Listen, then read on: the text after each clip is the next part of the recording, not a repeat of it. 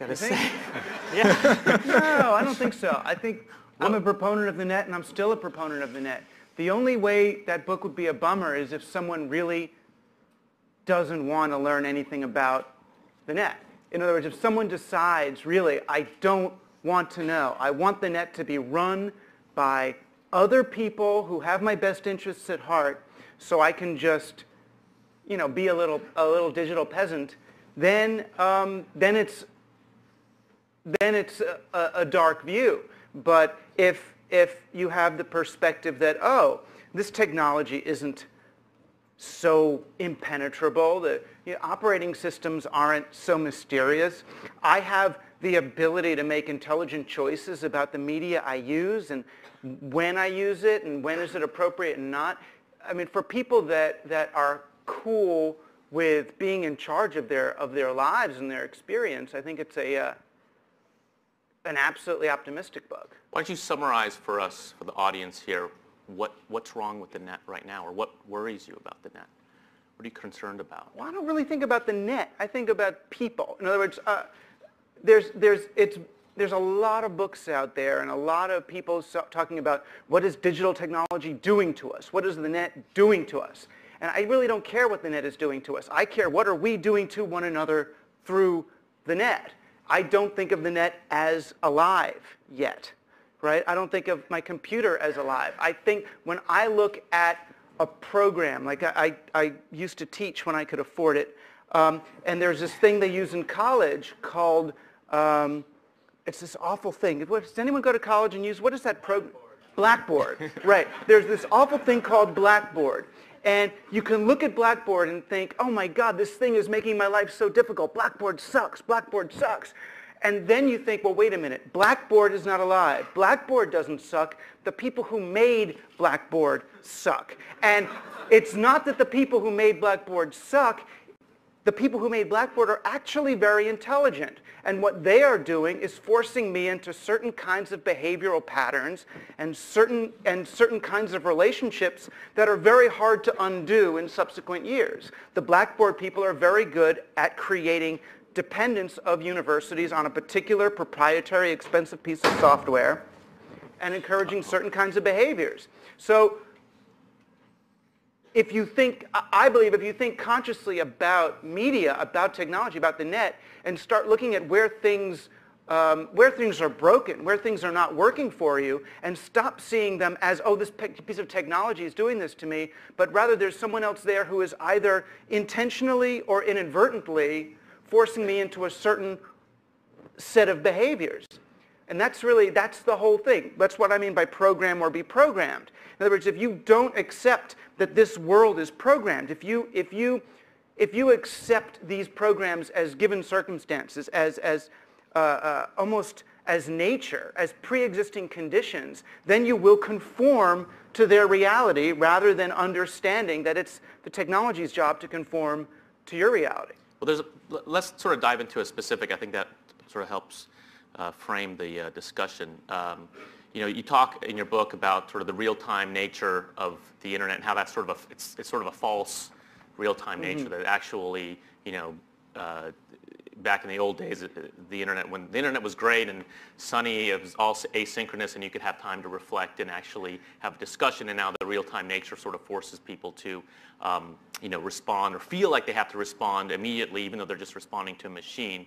And you have this great image there where people are being pinged and their cell phones are getting buzzed, and they feel like, I think there's even the anecdote of the girl who is at a party, but she's just looking at her cell phone because she wants to make sure that she's at the party that is the best party, and then she figures out there's a better party downtown, and she goes down there, but she's not interacting with any of the people around her. She's just looking at her cell phone to make sure that she's sort of at the digital hub of things, but not the real hub of things.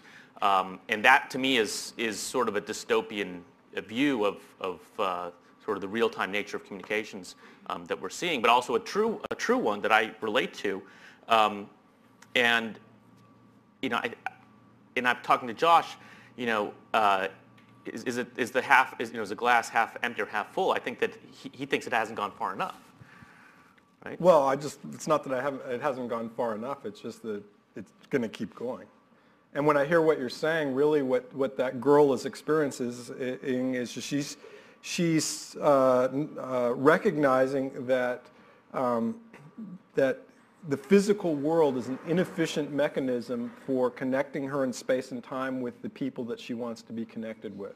And she's using the medium to connect people in space and time. And and really it's all about her gratification schedule. She's trying to optimize the CPUs that she's going to go swarm around at the party. Doug, do you agree with that? Is the real world insufficient? Different people have different kinds of fun. I am not bemoaning the fact that there are certain people who would rather spend the evening on the cell phone than at a party. When I was watching this girl, you're right. What she decided to do with the first 3/4 of her evening was go to different parties while texting other people at other parties to find out which was the best party, right? Which is what they eventually figured out, which was the best party. So then she finally got to that party. But then when she was at that party, what she spent her time doing was, of course, taking pictures and uploading them to Facebook to show she was at the best party. And that really wasn't about time so much. I wrote that in the chapter about place, that I think digital technologies are great for connecting with people who are far away from you. And I don't think they're really good for connecting to people who are right with you, right? So I think I can talk better with Josh or hug Josh better than I can text him right now because he's here. So it's really not saying one is bad, it's just where is it appropriate? So in the other example, the idea of asynchronicity, I was really looking at what I believe to be still the bias of digital technology is that it's biased towards asynchronous kinds of behaviors. It's really, really good for leaving a message for someone that they're going to pick up later. I mean, that was the beauty of email, right? Unlike a phone, which you had to pick up then, email you'd go to that night. The reason why early bulletin board conversations were so intelligent, it was like almost like chess by mail, where you would download the conversation, have time to think about it, you upload your paragraph, and you could be smarter than you are in real life on the net because you had all night to think about it. Whereas if you were at a bar or in a seminar room, you've got to be, like Christopher Hitchens, one of those people who's just smart in real time. So you've got some asynchronous abilities. And I started to feel as we took essentially asynchronous media like email and attach it to our bodies and have our phones vibrate every message that comes in, that it's not dystopian, we're not going to kill anybody. Yeah, we're going to get phantom vibration syndrome, which happens, and we're going to fry our nervous systems to some extent, but that we're just not seizing on the bias, the capability, the beautiful, optimistic, wonderful possibility of this medium. In other words, if I'm going to get a Spanish implant, then I want to use it right. I want to use it for the right reasons, right? I don't want to use it to do something that's not in Spanish. I don't want to put in a Spanish implant and then move to China, right? I should implant the China implant. So it's really just what is right for different situations and what isn't. When people expect an immediate reply to an email, that's not, as far as I'm concerned, that's not fair, right? Because email is an asynchronous medium. You want an immediate reply, have the friggin' courage to pick up the phone and call me. And I'm there, I'm here, right now. But why, these technologies evolve, right? Yeah, they started as asynchronous, but now they're very synchronous. That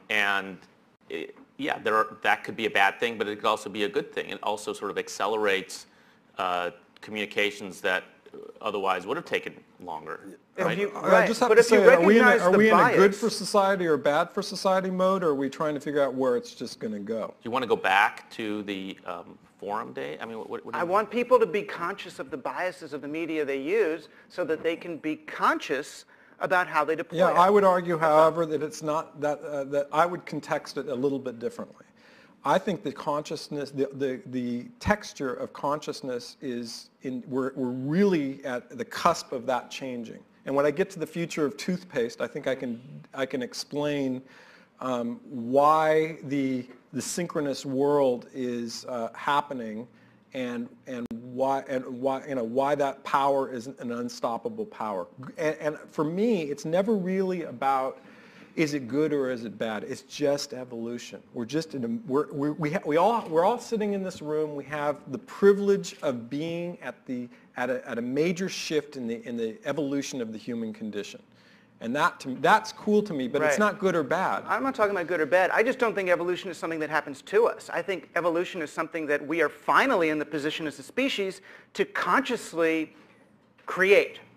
That's, and that's, to me, if anything, that's even more positive than, oh, this thing's happening to us and it's a good thing. What I'm saying is, yes, something's happening. We can make it whatever we want. But Doug, and I just want more people to participate actively in that creation. So what's and that's why I write about things like peer-to-peer currencies, like exchanging value rather than passing value up to advertising companies that are currently running the net.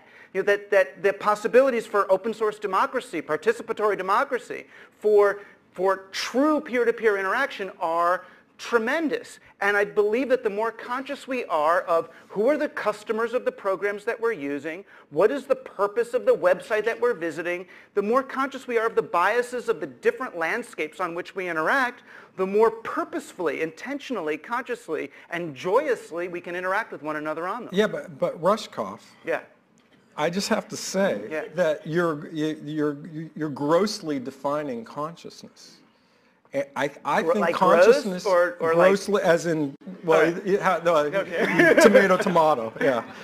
I think that the nature of consciousness that's what's happening, that's changing. And so when you say that a conscious decision to do things, in the hiving, swarming world that we're just now starting to experience, the consciousness is no longer a standalone CPU called the human brain.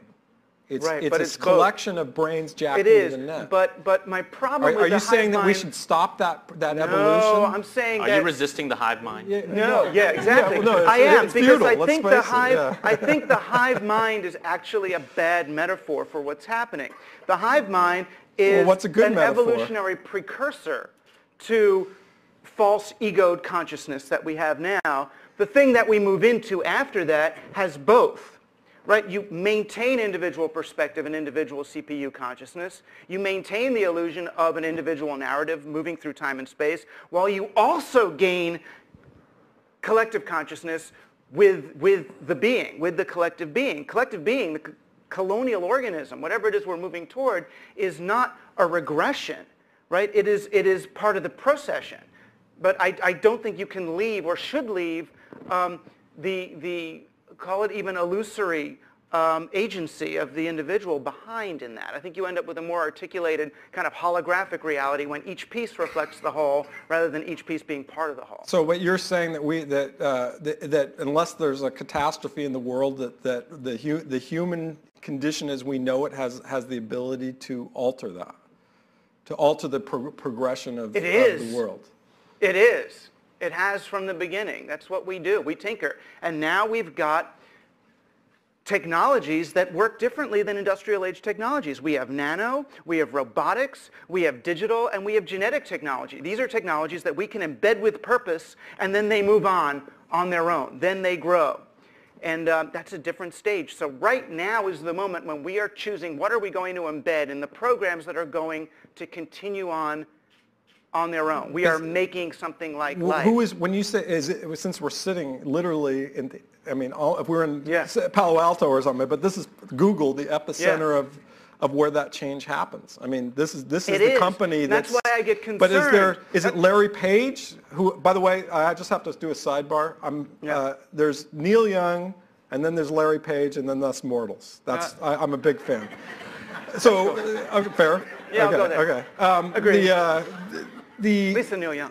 Yeah, I mean, we're at Google. You think Dave over there who works at Google is consciously changing the way the whole system works, or you think Larry Page really does? No, Larry Page is designing the world's most awesome machine, and that machine is starting to get a mind of its own.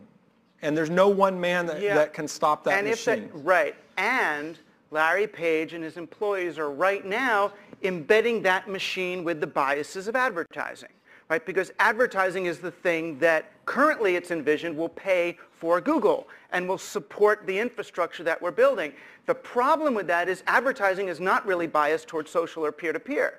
Advertising is biased towards the corporate product of top-down, centralized institutions. So now we have a conflict of interests, as I see it, and one that is ultimately unsustainable, or will at least, at the very least, embed these technologies with values that aren't going to support us in our collective hive mind social reality. So basically you're saying, the bottom line, you're saying the advertising is just getting more pernicious, more virile than it was in days of There's yore. no bottom line here. Let me interrupt it's here. a bias So of having that as the embedded But your bias seems to be towards that peer-to-peer is good, decentralized is better than centralized, or at least you're warning against the dangers of over-centralization.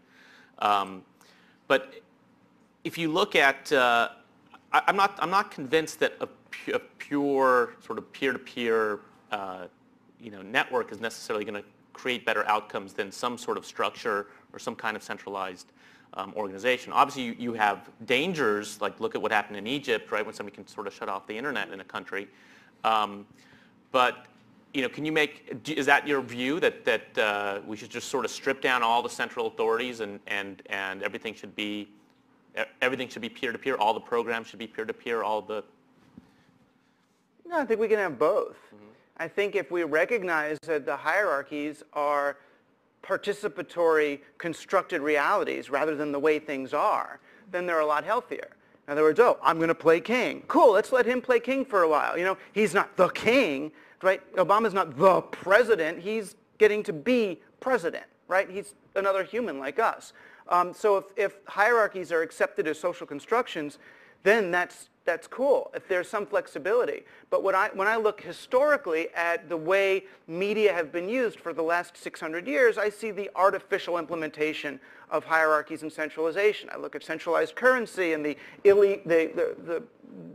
moment that other currencies were made illegal. I look at the implementation of the printing press and the way kings didn't allow anyone to use a printing press if it wasn't authorized by the king. I look at the implementation of chartered corporations or chartered monopolies and corporations today that now have more say over the way law works than people do or than the collected small businesses do.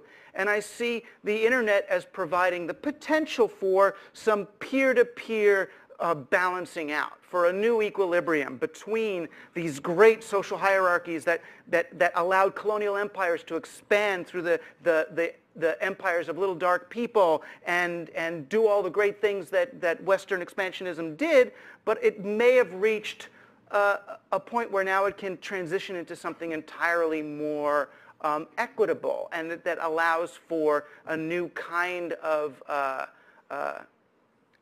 innovation to emerge from the bottom up rather than just the innovation dedicated to value extraction. Even if you do that, doesn't some organizing principle is created and somebody tries to pluck the quality signals from all the peer-to-peer stuff, right? I mean, that's kind of what you want to do with Wired City? You can talk about that later on, right? That you think that there's got to be some hierarchy. Yeah, you have to create a structure, a hierarchical. I mean, that's the world we live in. There's hierarchy. Unless you do. I mean, you do. Are you a communist, or is that? I mean, sure, I'll be a communist. That's fine. But I do believe in hierarchy. Who says no hierarchy? I'm just saying hierarchy is something you participate in rather than something that's imposed upon you.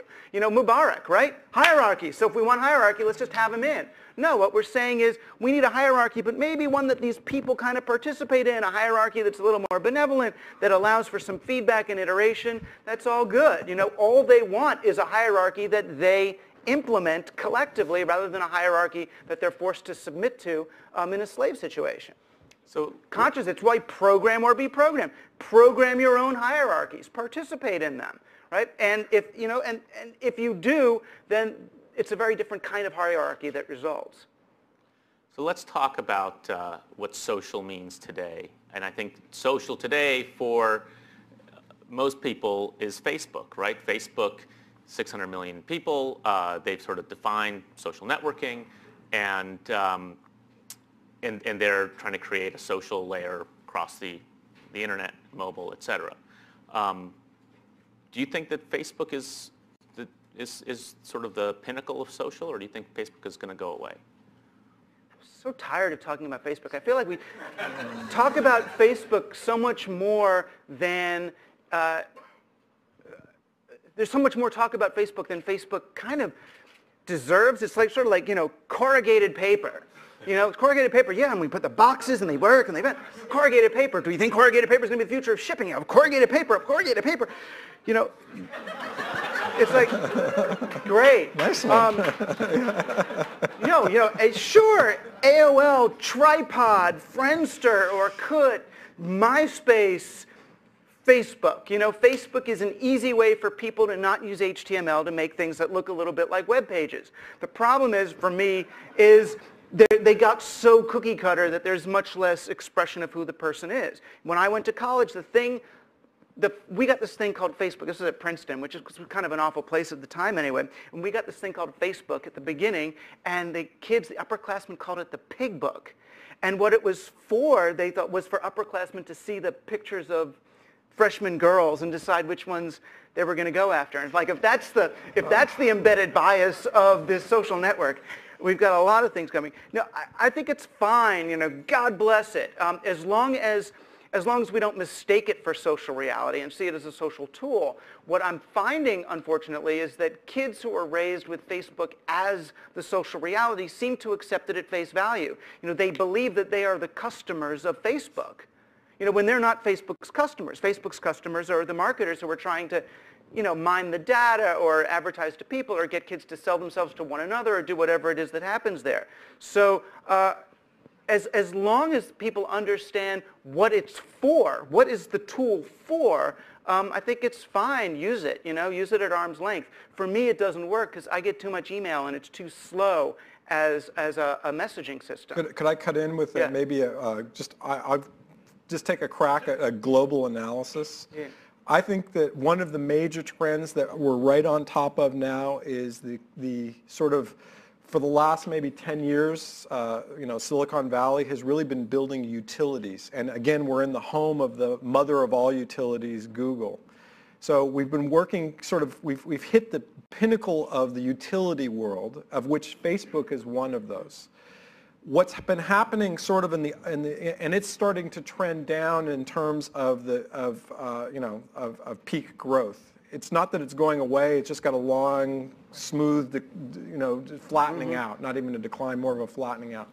The upward trend is sort of the element of engaging and entertaining and programming audiences, which is more New York for ad agencies and Los Angeles for entertainment. I think that there's a new golden era in both of those, in the ad agency and the entertainment field, because the problem with Facebook and its predecessor, MySpace, is that they're really very thin in terms of audience connection. They're just a utility.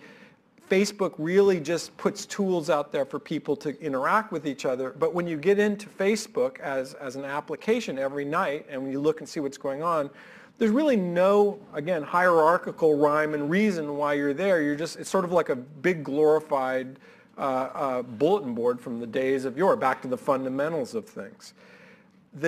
Well, we'll get to it in the Wired City, but the advent of video is going to change all of that, because video is not just adding one extra element, it's adding sort of an order of magnitude that's going to flip that's going to flip the switch of where we're going. Sorry, go ahead. You can go on, but we're going to take questions also, and I don't know if there's a mic and somebody's going to be handling questions from the audience, but if you do have a question, raise your hand and I'll call on you. Go ahead. Doug, did you want to respond to that? I hear you. I mean, it's funny that Facebook, it's kind of like a vision of Facebook, kind of as phone book or as thing. It's like this utility, and at the beginning, like when you get your first Mac and you can spend days just sort of moving around the desktop items, and there's a lot of time in that, but eventually it's like you want a program or you want a piece of media, you want something to do. So it's like the net, and in that sense, is a stage. And it's like, who are going to be the artists? Who are going to make the compelling experiences? So far, gaming is as advanced as it's gotten. But that's a bigger industry than Hollywood still, isn't it? The gaming industry now? In terms of money, I believe it is. This whole critique is you're critiquing Facebook's UI. You don't like their UI. But if you don't like the Facebook's UI, you can take their APIs and create a better UI. I mean, because why? So now I'm going to take my time and build APIs to make Facebook's market research company serve its clients better? Why am I doing that? Why do you use any APIs? Because you can't do it better yourself. Do what better? Do what? What's the end? You can't connect me with everyone I know better than Facebook can. So I don't want to connect you with everybody you know. You know, I don't want to be connected with everybody I know. I don't want to, the email. Who connects with you on Facebook? It's the people that somehow, over all these years from 3rd grade, that you finally got away from, and now they're back, you know? You know, the problem is that Facebook eventually, when Facebook works, it becomes the net again. Right? That was the problem with AOL. It was like AOL's great. It's sort of this imitating the net thing, and they opened the doors to the net, and it was like, well, what's the difference between AOL and the net? Well, it's the same thing, so I don't need AOL. Right? So once everyone's my friend on Facebook, then Facebook's value is gone. Right? So then you find another one, right? So the cool people go to next Facebook, you know, diaspora, whatever it's going to be. So you can try to, this time I'm just going to friend my friends. I promise I'm just going to friend my friends. But you never do, right? Because what are you going to do? Oh, they're going to not like me, and then they're going to say this one. They saw I already have these friends.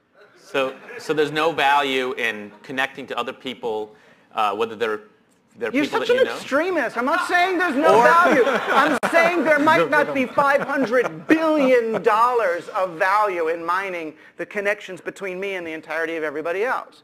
Or $25 million for TechCrunch, either way. But it's not you and everybody. I would pay $25 million for TechCrunch before I would pay $500 billion for Facebook. At least there's some content and people, right? At least, yeah, there is some. Although I'm not posting now, so I'm Back to work. So does anyone have any questions? Right here, sir. Can you talk to the mic? Hi, hello. Can you hear me? Yeah. Larry Lieberman from Social Vibe. Love both you guys. Quick question, so long as we're talking about extremists. Is reading going to be a thing of the past as video takes over everything we do online? No, I mean, just as reading didn't replace speech, I think that we can have, you know, the video and text can coexist. So I'll take a crack at that. The real issue is the book going to displace the scroll? Just a different form factor, and they have different characteristics. How about that? That was pretty good. Yeah. So then we'll see, and we'll see. I'm not even getting all the laughs, man. No, but we'll see. I mean, so it's not really to video. I mean, what he's talking about is to Kindle or whatever else. All right. Answer is no. Another question. Yeah, right there. Yeah. Hi. I used Larry Page's infrastructure to recall a Neil Young lyric that was in my head. It's from his recent album, Living with War. The title's The Restless Consumer, and the line is, the restless consumer around the world each day with such an appetite for efficiency and pace. And then there's also, don't need no ad machine telling me what I need, don't need no Madison Avenue war. And I think part of what Douglas might be saying about Facebook is that there's, I have a couple thousand friends maybe on Facebook, but a lot of the sponsors of this event, they have millions who've opted in to like them, and so their reach and what's going through their friend feed is much more significant. And part of that, I think, is that they have the money to invest in whole departments who are running their social media, divisions. Right. Yeah, they can run. They're like the guys that had the railroads. The friend department. Yeah. But you know, yeah. By the end of it works. this thing, we're gonna have Larry Page up on stage doing riffs. From the point of view of a publisher, we have somebody who is a community manager, and her job is to go on our Twitter feed and our Facebook page and promote our stories. Not every story, but like we have a good video. We just put a video of Fred Wilson up, and she promoted that, and people on Facebook started watching it. So from our point of view, from the corporate perspective, we've definitely seen... now that you're AOL. Now that I'm AOL, yeah. Okay. I mean, there is something, there's something that's different about, the way that information flows today, and through these, whether they're social or they're pseudo-social connections, there is sort of an acceleration of, you can distribute information, I think, in a more efficient way. So there's something to be said there, and so I understand like why publishers and even and brand marketers, et cetera, are all trying to glom onto this thing. I think you're talking about it from the perspective of the sort of consumers who are being bombarded with all of these signals, and who do you trust? Who's your friend, right? Or what is your friend? What is a Or friend? what is your friend? Or what is the degree of friendship? We're talking about using, Facebook and likes and all that for business, and that's fine. I mean, I read TechCrunch for business, right? Because I'm going to be more productive in my work if I understand which pieces of technology are going to support me. Because if I understand the trends in this, I know what to write about. I mean, and then, so I write an article, and I want to get people to like the article so that my hit count goes up. And Can we do a quick poll here? business. Can we just do a quick poll in the audience? How many people, if you had to say, if you had to go binary, Facebook for personal reasons, Facebook for business. So Facebook for business, Facebook for friends. 50-50. I think it depends I'd say on how you set up 60-40 your for network and who your first friends were. If for me, everyone who tried to friend me initially, like none of my real friends were actually on Facebook when I first got on Facebook. So everyone who created connections with me were entrepreneurs, the people who wanted to pitch me stories. So The guys sucking up to you. Right. Well, Yeah. not only that, but Yeah. entrepreneurs, people I know, founders, engineers, and so it became a business network for me. So it all depends on how do you seed that network. Other questions, right here, ma'am. Hello, Celia. So what do you think about these ranking mechanisms like Clout, where people are now trying to game it? And then, it was written about in the Wall Street Journal on Monday, and I went in it and got a Clout score of 47. And apparently, in the analysis, I follow too many people compared to the people who follow me. So now I should be unfollowing other people.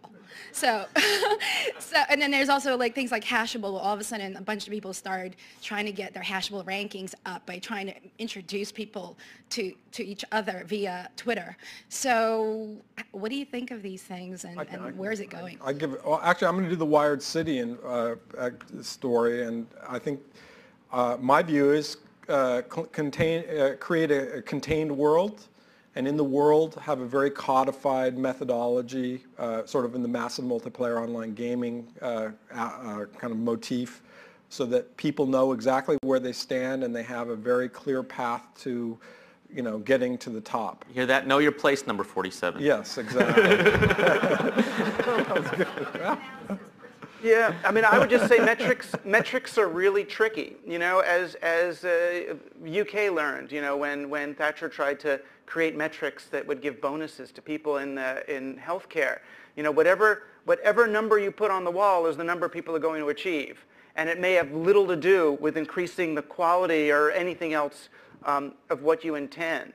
I mean, so choose your metrics carefully and be very wary of adopting someone else's metrics as your own. Yeah. Depends on whether you accept the metric. There's lots of metrics to choose from, right? And is sort of climbing that ladder. Is there any value to getting a higher Clout score, or is it just something that Clout's trying to? Actually, in my world, that's the whole point. That if you get to the top, fame and wealth and glory. Hey, there's a question. You might get a high score on something and still not get fame and glory and wealth. I mean, there's certain numbers look at Boing Boing's numbers. Like they were like the #1 blog for a whole long time, and none of them were getting money. They were getting fame and glory, but they weren't getting the money. So I mean, it all depends.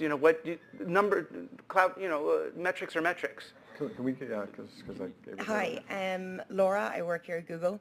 I'm a huge fan of technology, but I see, especially with a lot of my friends, my family, that technology and it's being created a lot faster than the consumer's mind can actually consume it. And we're seeing things being created and they're moving fast, but people's knowledge is just not up there. And recently I was at home and I asked my mom, you know, do you use Google? And she goes, no, I use Internet Explorer. And this was just shocking to me that she couldn't distinguish between a search engine and a browser. And, you know, I suppose, where's the responsibility? Is it with the corporation to educate these users, or what are your thoughts around that? So you're working at Google and you're asking that question. Okay. Actually, I'm going to twist it just a bit, if you don't mind. I think we're in a, you know, back to where we started from, the whole idea that this collective consciousness, whatever that is emerging. And to me, it's like we're children.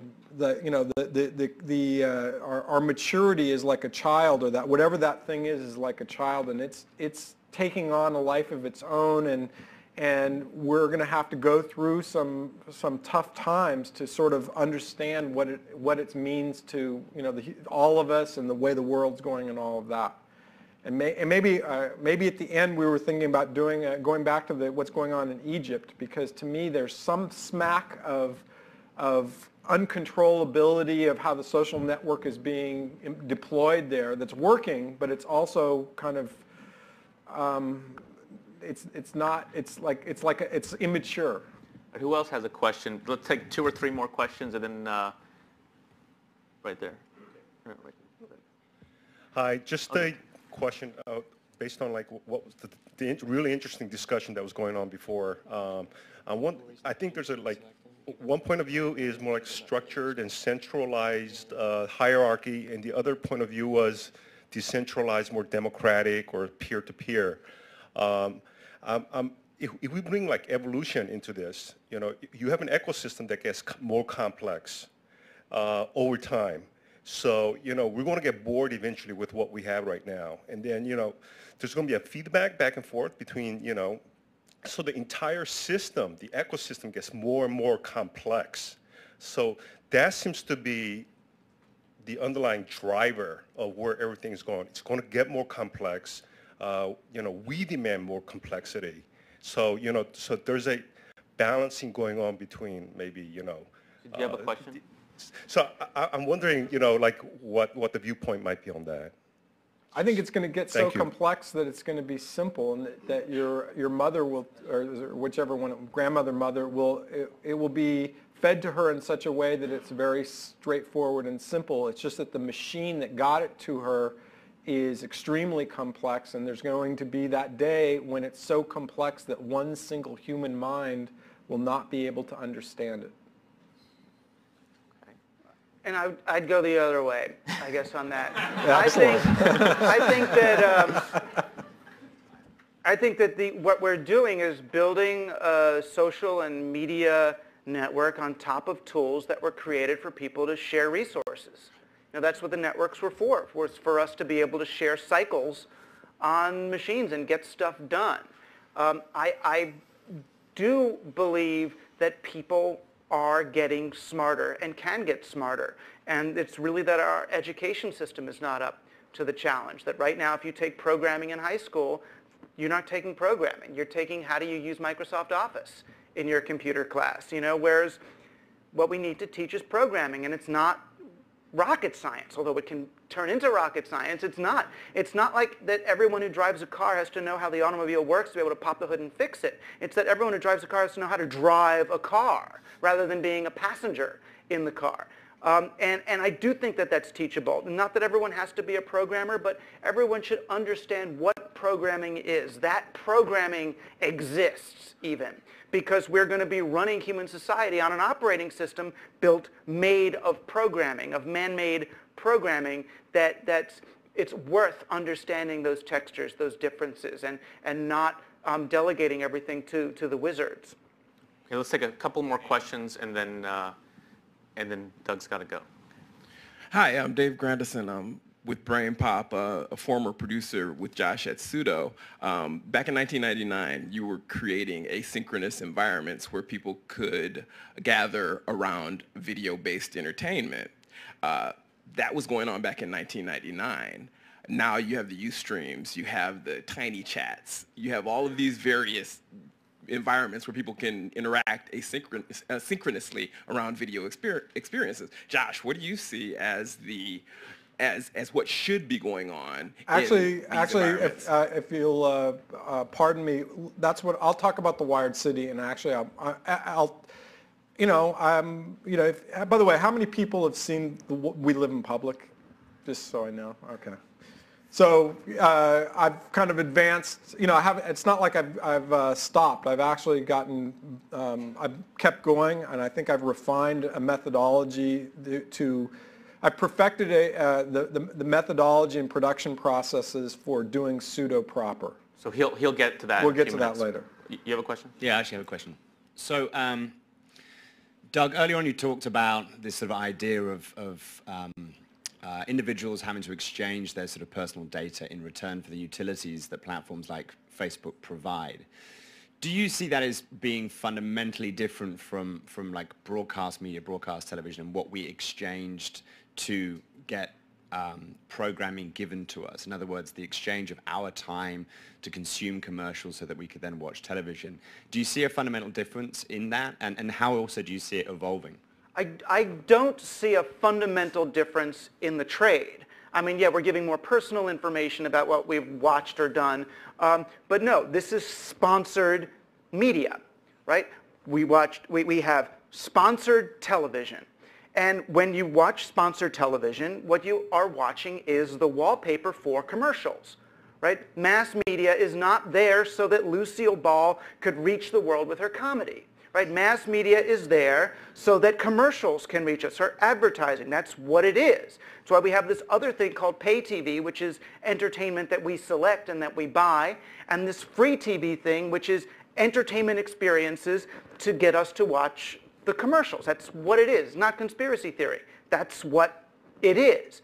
I don't think it's as consonant with peer-to-peer interactive experiences. I think it's harder to sponsor phone calls between people, say, than it is to sponsor a show or to underwrite a show of some kind. So I think if people did think of the net more like the telephone, this way that they interact with others, then the sponsored environments, the ads, the ways, who's paying for this phone call? Oh, well, my phone just rang because Procter & Gamble thinks I should talk to this other person right now. Oh, it's like, whoa, it's just, it would be weird. It would be weird is all. So so I have a follow-up to that then. So I think that social media gets like marginalized because of Facebook and Twitter, because we sort of fixate on these technologies, and we're always referencing, I think, on one end of the spectrum how they're used with regard to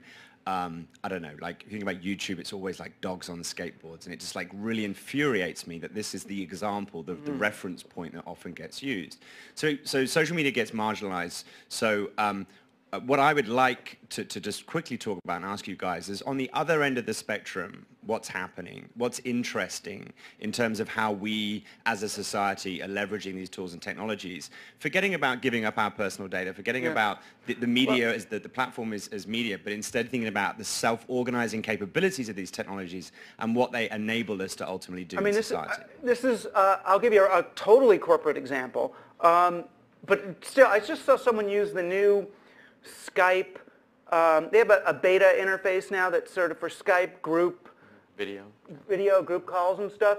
And I was just looking, and I was going, I kind of looked at that, and I got that thing that I got when I saw Hotline for the first time. You remember Hotline? It was the pre-Napster file sharing thing. And it was just like, oh, I mean, Skype is something you pay for, and I know it comes from a company and all that, but it was just like, oh, here's a really nice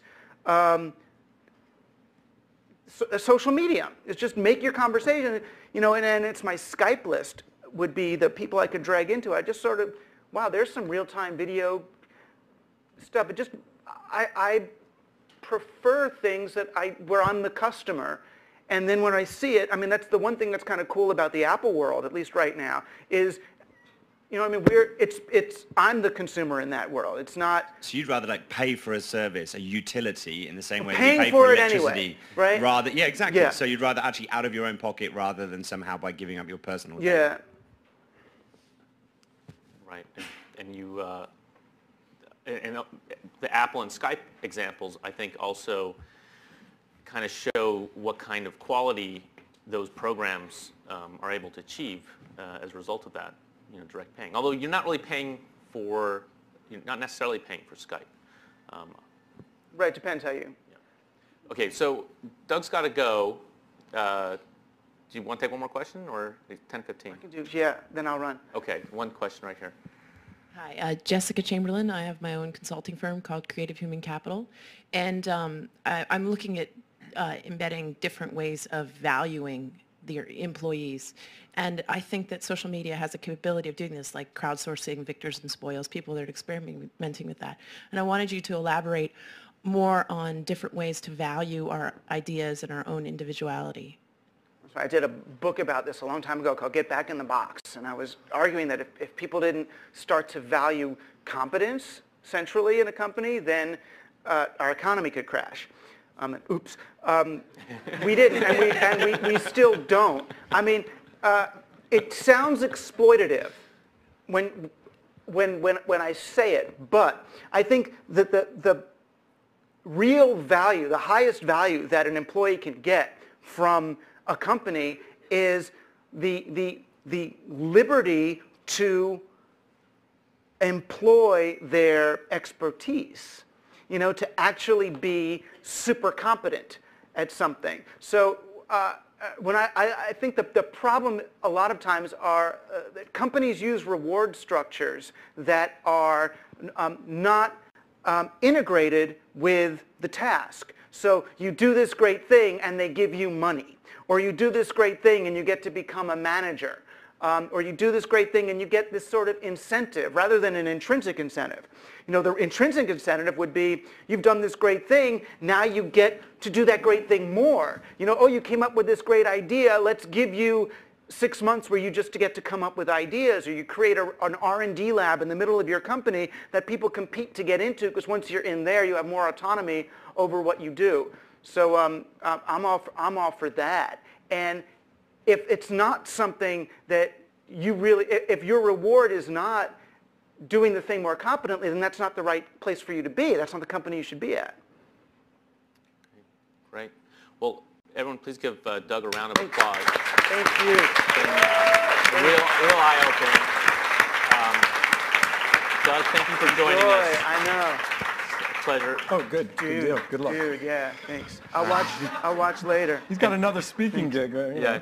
Okay, so you want to go give your presentation? Yeah, can you stay with me, though? Yeah, I'll stay here. If you don't mind. So try to keep it to like 15 minutes. If you can. Done. Dave can... Oh, that's what screwed me up. Okay. Can you just get the PDF? Just get it on play, and I'll just let it roll. I'm just going to roll the. I don't always like talking around a PDF. I'll just give you my toothpaste wrap, and you can just look at the. This is sort of what I call when I'm pitching around. This is what I call my concept storyboard for the Wired City. Well, first of all, let me start off with what I think is a very important trend, just tactically, that's happening now. 20 years ago, we all remember, or most of us remember remember home theater came along, and it was kind of hard to put together, and now you go to Best Buy and it's a few $100, plug and play. The comparable today is home studio. Home theater displaced the retail theatrical environment into the home. Home studio basically is displacing the industrial television studio and making it available in the home. And the idea is that people will have home studios where they can netcast their own television shows very much the same way that they watch movies in their home theater. And that's the basis of really what the Wired City is about, because all I'm really talking about is saying if that's going to happen, and by the way, I guess it already is happening because most people who have a computer have a camera and a microphone and can kind of in a very coarse way run their little television shows. With the Wired City, the idea is to take a populace of people who have home studios and really create a hierarchical structure or a production, television-style production value, and give people a reason to, have a show. So the best way I know how to explain this, for some reason, it's come into, the future of toothpaste. So I'll try to do the future of toothpaste. It's very simple for me right now with today's technology and a bit of resource to get 10,000 people simultaneously to hold up a tube of Crest toothpaste and ask Crest to sponsor us. So, and in fact, maybe part of the sponsorship is to wear a logo of Crest on the jacket, and maybe the sponsorship is a lower third on your video, or a backdrop that has Crest on it. So, of course, that might be interesting to Crest, but if Crest is not interested in sponsoring, then the same 10,000 people can come on the next night and they'll be holding Colgate. Of course, I would never do that. I would, the deal would probably be done before you get 10,000 people holding up a tube of Crest. Although, if you kind of mentally you can map into what's going on in Egypt, you can see that maybe not. So you have 10,000 people holding up a tube of Crest simultaneously live, and Crest says yes. And the problem then for Crest then becomes, how do we receive 10,000 live signals? And I guess I'm pretty good at orchestrating and creating a hierarchical structure. At the end of the day, what Crest will develop is the Crest Studios. A place where when you're holding up, at that moment that you're holding up the Crest toothpaste, that it has a focalization and a place to, a home to send that signal. And we're really talking about orchestration of signals. Now let me switch gears. So now Crest is on board, and now what is the day-to-day product? And my argument is simply that the home is, not only is the home studio going into the home, but very much like ADT is censoring the perimeter of your house. The security companies are censoring the perimeter of your house, and they too have their version of the Crest Studios. At ADT, they've got a big board, and if there's a hot spot, it lights up, and somewhere in Nevada, some guy, sends a rental cop in New York City to go and, respond to it. Well, sort of the same idea is that, just as you're going to have you have a desktop, you will have now a bathtop, or a kitchen top, or a cat box top, or however you want to refine those micro stages within your home. Again, your house becoming a series of sound stages. So now, let's say, for argument's sake, now Crest, the war for Crest is to conquer your bathtop. They want to own your bathtop. And there's kind of, in my opinion, there's kind of two main motivations to own your bathtop. The first motivation is that at the moment that the first way to program the bathtop, let's put it that way, is at the moment that you brush your teeth, the job of Crest, or probably their agency, will be to put together in space and time other people who at that particular specific moment, 8:32 on a Monday morning, are also brushing their teeth, independent of space and time. Because the odds of somebody physically being there that you want to be there are not that good. Aside from your local family, you can't bring your friends in to brush with you. You're going to get your virtual family is going to, at that moment in time, in that micro day part, those people are going to be brushing their teeth with you. Now, you might say, I don't really believe that, or I don't think that's going to happen. But I guarantee you, if you put Cindy Crawford at 8:32 on a Monday morning brushing her teeth with me, I'll be happily brushing my teeth. And we all have our variations of a Cindy Crawford. But really, and maybe again we're at Google, I had a chance to think about it a little bit more, and really I want to step back to a parenthetical, which is all of us have watched television at some point, and all of us use the remote control, right? And you graze. Everybody understands that concept. The thing about grazing is to me, it's really, it's like the human being is trying to get, it's a gratification schedule, like the little rat in the cage, trying to get the best gratification that they can, and you click and click and click, and it's kind of a fairly coarse methodology for, finding your personal electronic calorie, gratification schedule, however you want to define it. Over time, and since we're at Google, one of the core applications in the bathtub for Google will be to actually come up with a very refined methodology for not only putting the right people, live people in space and time at your bathtub, but also mixing it with video or whatever that is and coming up with optimizing that algorithm so when you're in there brushing, you're in this micro day part, and it is an engaging and entertaining moment in your life. Okay, does everyone sort of see what I'm saying? We with me so far? Now, if you can kind of see that, then you can also see that if it's working for Crest, it's working for all of your consumer products and everywhere you go around your home. So when you go to the refrigerator, there are those that gratification optimization schedule, live video or whatever.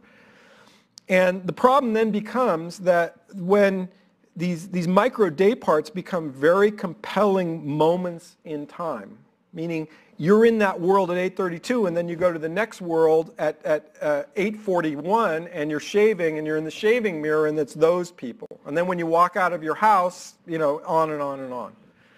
The problem for the human condition is no longer retaining your privacy, because as most of the people in here, I would guess, are starting to understand that privacy is no longer viable in the world that we live in. The real problem is retaining a sense of individuality, the you of you. Because I think what happens is, and maybe from personal experience living in the tank of We Live in Public where I wired my home, I think that there's a tipping point that's reached where you have enough of these engaging, entertaining micro day parts that you get to that camel straw tipping point and you have a psychic fracture. And when that psychic fracture happens, you're no longer you, you're a collection of multitask processors. And that's sort of how we're going to enter the hive. Everyone sort of see what I'm saying? Okay. Go ahead, Cecilia.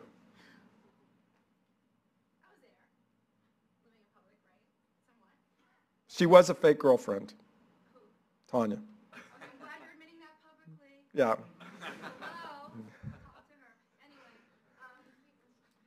Psychic, you were just discussing psychic fracture. Psychic fracture, because that's exactly what happened then, right? Yeah. And, I'm speaking from experience. And you have people now that's living in public on MTV, like the Jersey Shore. Constant psychic fracture.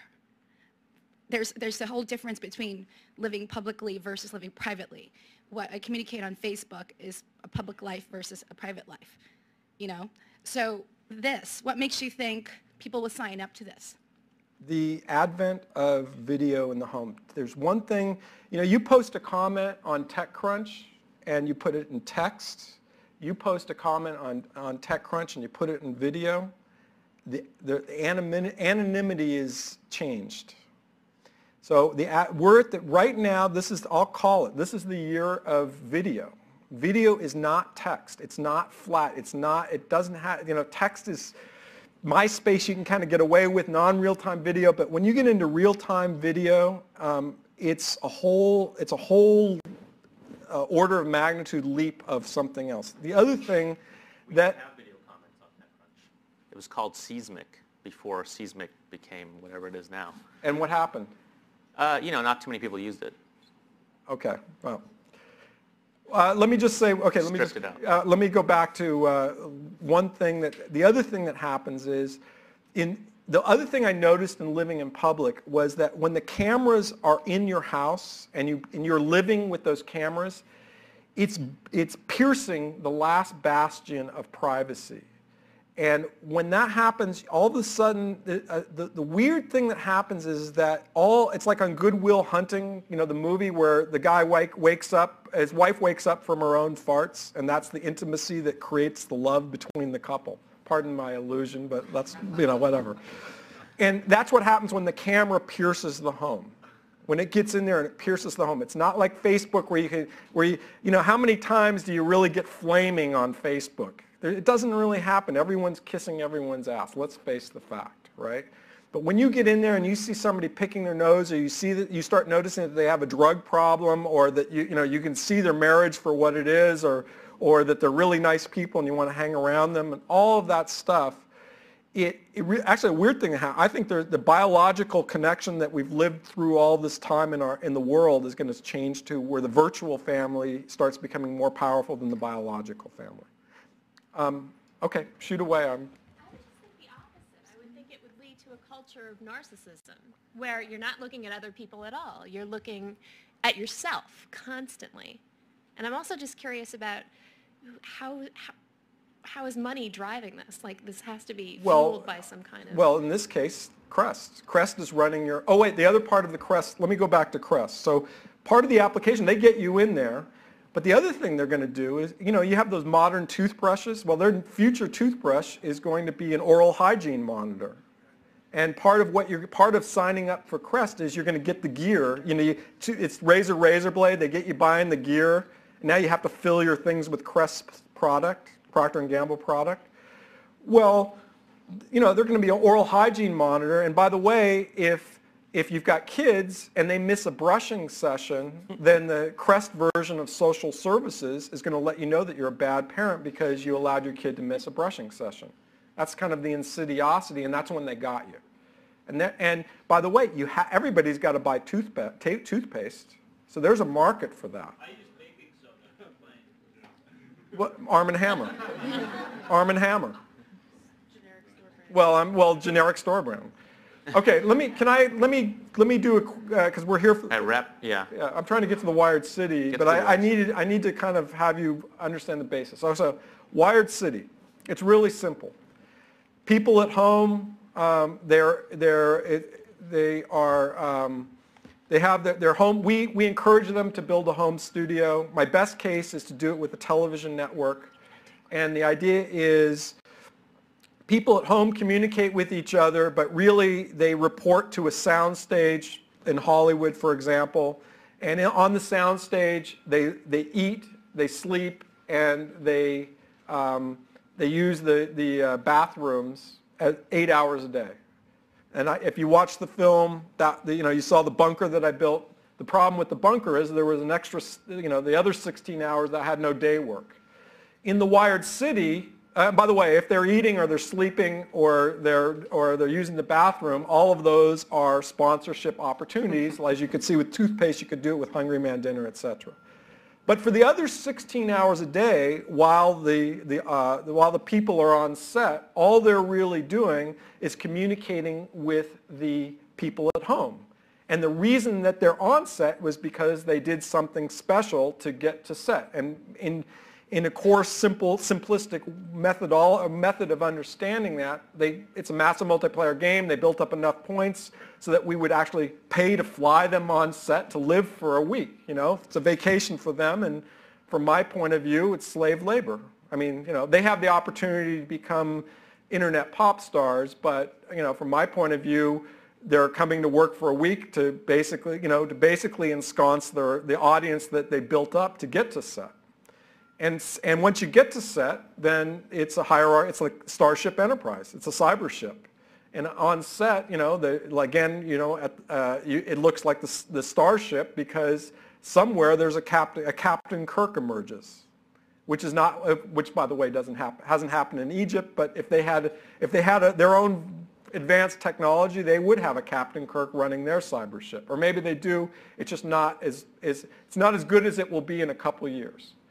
So, and then Captain Kirk runs the cyber ship, and and the missions that they go on are part of the creative process to be determined to some extent. Does everyone sort of understand what I'm saying? Okay, I think that's the game. And you can see like these charts here. That's the net bandstand. It's organizations, and you group the people, and then you can group the people like a real city. If you have people who are trolling and flaming or whatever, you build the Wired City Police Department, etc. Okay, I'm trying to do it in a nutshell. Right. Okay. And then the other concept is that you have these sets feed into bigger and bigger sets, right? And the higher up you go in the hierarchy, the bigger the audience. Yeah. You're becoming. And you have people who are programming who can see other feeds. And some of the feeds are from people's homes, and if something interesting is happening in somebody's home, you can switch it onto your... Well, the whole architecture is if somebody's getting murdered, if there's a murder going on, then that murder is going to go all the way to the top. And by the way, the top, this is all netcasting. When you get to the very top, you get to broadcasting. That's the TV show, per se, that I'm pitching around Hollywood. The very top is the elixir, the very best signal set that in 24 hours that you can put out is a 1-hour news show. And the news show is only about everything that went on in that world. And when the murder happens, because the murder will happen when you get a statistically significant sample size, you have channel news at 10, like you see on the local news, except that the mapping isn't physical, it's virtual. And except the difference between my murder and the local news at 10 is the local news at 10 might as well be a video game when the guy gets stabbed. For all of us, we're just immune to the vicious murder. But in my world, there's the guy that killed and the person that got killed. Well, in my world, there's a dynamic. They built up to that, right? So they were having an argument for the last 3 weeks that built up to that.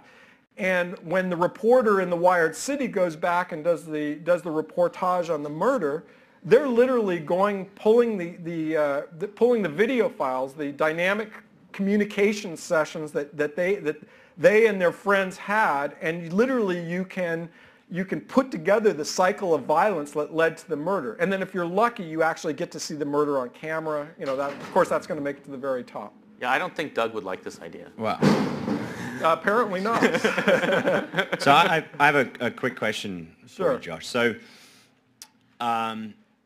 it feels like this has been done in some sort of kind of capacity already. Like Big Brother, particularly Big Brother in the UK, which is obviously still remains this like seminal annual event that takes place on television, has this kind of like pyramid process by which they collect a huge amount of content, and then it sort of works its way up to a daily 1-hour show where we just sort of see the best or more reasonably the worst bits. But if you strip away the sort of technological components you're talking about, it really is just a format, right? It's a reality format that it has a sort of science fiction spin to it. Bingo. But my question is, are you trying to just create a television format here, or are you actually projecting a vision for how you see the future? Because if we apply that idea to where reality TV is right now, and we think about the Jersey Shore, it isn't a projection necessarily. It's just like the worst case example of something that kind of exists in society that's sort of amplified by the fact it's on TV. Yeah, except that, again, I'm just saying that this is the more modern production. First of all, the difference between, let's take Big Brother and this. Let's take the big one over Jersey Shore. The market, just looking at this commercially, the TV folks, I go to the broadcast TV folks, and they only see that 1-hour show because that's what they understand. But to get to that little tipping point up there, you're going to generate, 5 million signal hours, 5 million eyeball hours to get to that point, and then you get to that point, and then there's the show. Well, that's all CPMable, highly valuable ad time. And the other thing is, it's not just one group of 5 or 10 people in a room. It's a sample size that you're sifting through that's millions. And the difference between my world and Big Brother world is I'm going to get murder. I'm going to get all the things that happen in the world. And those things can be put together in a more compelling way than the artifice of Big Brother. There's also a real-time component. In your world, the the people are watching the murder while it happens, as opposed to necessarily a reporter going back and reporting the murder after it happens, which then brings up all sorts of Minority Report questions. And can you prevent the murder, et cetera? Well, yeah, that's not my. I try not to get into good or bad as long as it's you know, I don't know. If the murder's going to happen and it's preventable, yeah, it's a good question. But that's what I'm interested in. Engaging that problem in real time is what drives me. All right. So questions. Is there a mic over here? Yeah. Who's got the mic? His name's Mike? No. Oh. Is there a mic? You can screen. You can just yell your question if you want. Here. What is the, I guess in line with this gentleman's question, what is the point of your project? What pain point are you trying to solve?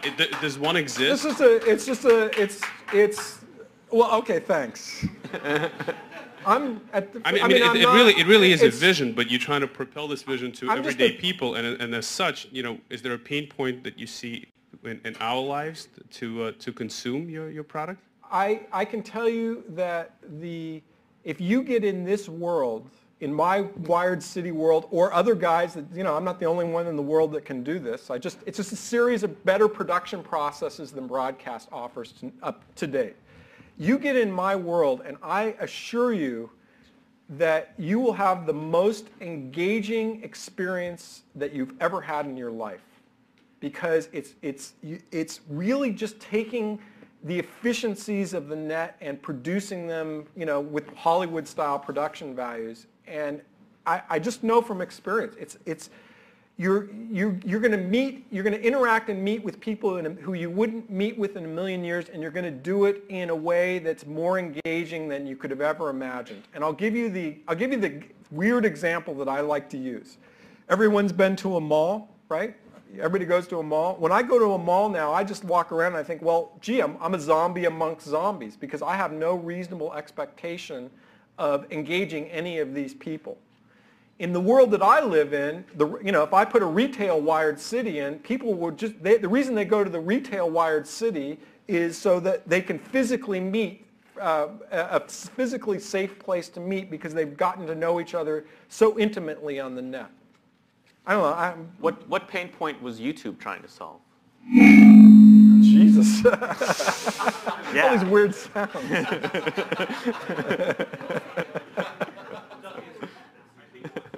While you were speaking, I looked up, some background on you, and you've done some fascinating things. You made money, you lost money, and as an entrepreneur, the big thing is everyone is going to be a naysayer, and that's when you may be onto something. But as a guy just listening to the project, I'm probably one of the naysayers, because I don't see how I'm going to be interested in consuming your service. I don't have a pain point of being more engaged. I think, to the contrary, most people are trying to be a little bit less engaged, just in a more focused way.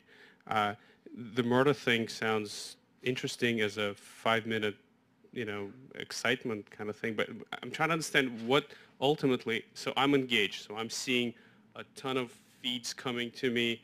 Some of them are educational, some of them are crime, some of them are funny. What's the point? Well, my job in the Wired City is to at the moment you're brushing your teeth, or the let's call it the programming, not the commercial version, that I'm putting you with people that you want to be with in the exact, at 8:32 on a Monday is totally different than 11:45 on a Saturday night. You're mentally a different person. So when you go into those spaces, in those spaces and times, the job of the Wired City is to put part of the job is to put people that you want to psychically be with at that moment there and give you a reason for hanging out. And you feel that people at the moment they're brushing their teeth, psychically they want to be with other people, or they want to share their experience, or they want to be contextually relevant to other people. I believe that Crest can make you do that, yes. Okay, next question, right next to you. Let me ask it in a different way. I wrote a book and developed a TV series called World's Best Free Fun. And we show people how to have fun taking any ordinary moment of everyday life and making it fun. We even have a brushing your teeth game that you can play with your wife or your kids. Frankly, I would rather play that game, which involves no technology, and singing in the shower game with my wife or my kids than having technology, you know, I think we've taken our distraction to an art form here. I mean, we've already lived in a society which has taken distraction to an art form. Now it seems to be taking it to a psychopathological point of view. And I applaud what you're doing. I mean, don't get me wrong. I think it's an incredible feat of imagination. But I think we should also think about ways of having more connection with the people that are closest to us, just using our own imagination. I guess what I'm trying to, just from experience, again, you go to the mall example, it's like you're a zombie walking around. The physical world is becoming expensive and very inefficient psychically. It's very difficult to put, like the party, we were using the party example, it's very difficult to put psychically all the right people in the same physical room. On the other hand, it's a much easier and much less expensive thing to put people in the same space independent of time and space. I screwed that up, but put them together psychically in a certain time, because you don't have to get in a car and you don't have to physically go somewhere. You can do it with the immediacy of the electron. Okay, can we go to the question over here? Okay, but I don't actually go to a mall because I want to meet other people and talk to them. I go to the mall because I want to buy something, right? So if I want to well, then you get online and just buy it. Exactly.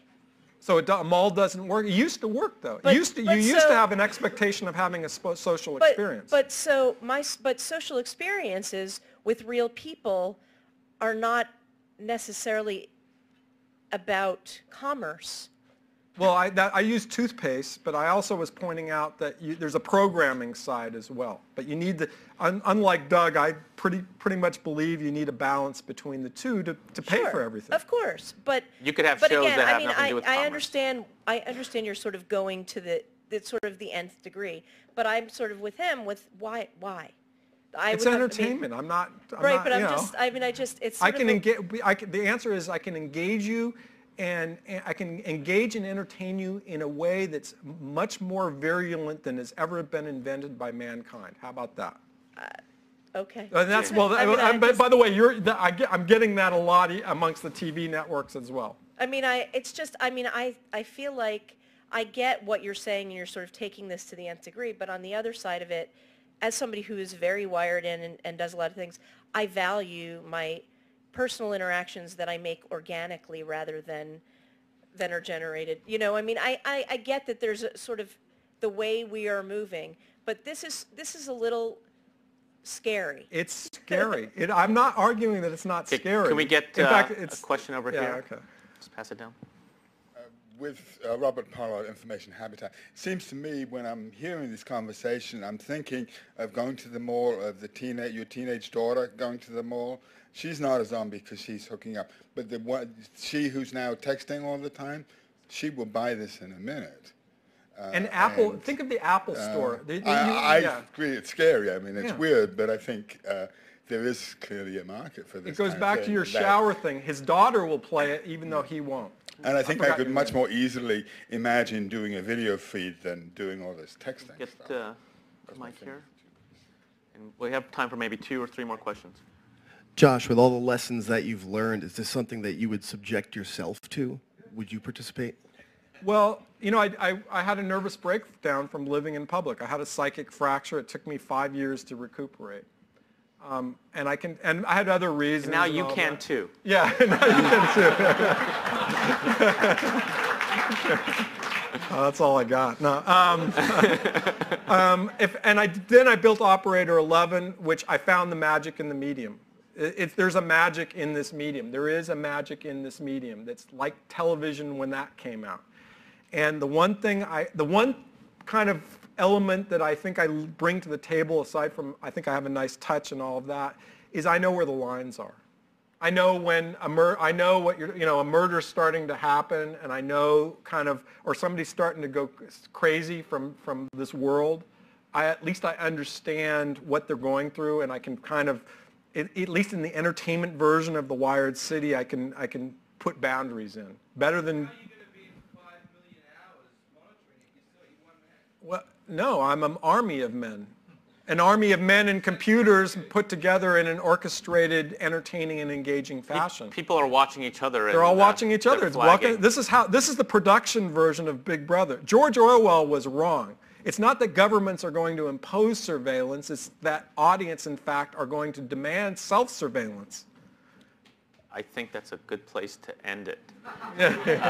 So a lot of food for thought. Thank you all for sitting here for 2 hours. Thank you. And do you have any closing remarks? Okay.